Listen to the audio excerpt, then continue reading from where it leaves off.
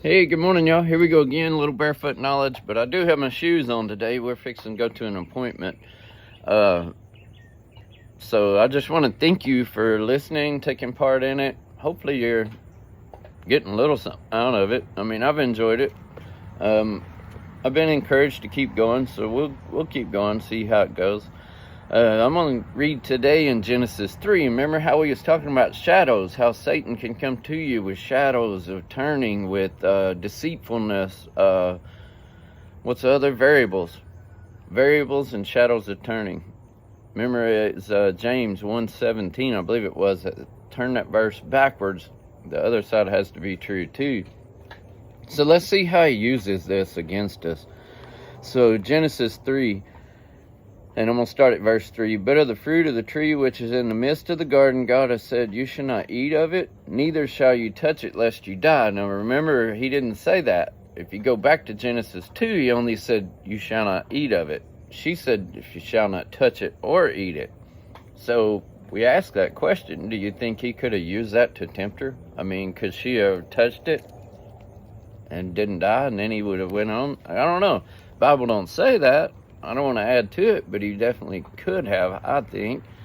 But listen to what the serpent says on verse 4, chapter 3, verse 4.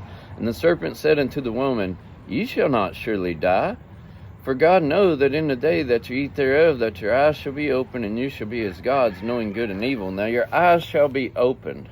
It's interesting that he puts it that way, because that's one of the ways of tempting you, by the eyes.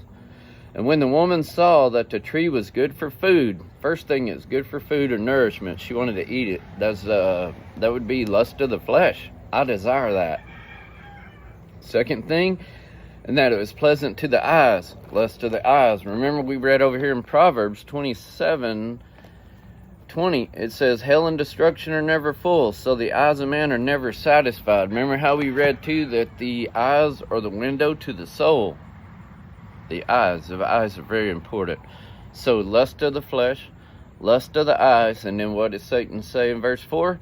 You shall surely not die. Pride of life. 3 ways he can come in tempting. Lust of the eyes, lust of the flesh, and pride of life. Just wanted to point that out. We'll look in another place where he uses kind of the same tactic to tempt Jesus. If you want to read ahead, it'd be Matthew 4. We'll hit that one tomorrow. We'll just see if he used kind of the same things. Remember those 3 things: lust of the eyes, lust of the flesh, and pride of life. You surely shall not die. All right, well, thank y'all for listening. And I got some good feedback from people on the other ones, like Uriah, a guy I work with. He says that he sees the meat kind of as a resurrection. He sees the bread as Jesus giving himself onto the cross for us. So, great answers. I had someone else say that they seen the bread as even as us. We must die to ourselves daily, like the Apostle Paul says. Great feedback. Thank y'all for listening. Thank y'all for being part of it. Y'all have a blessed day.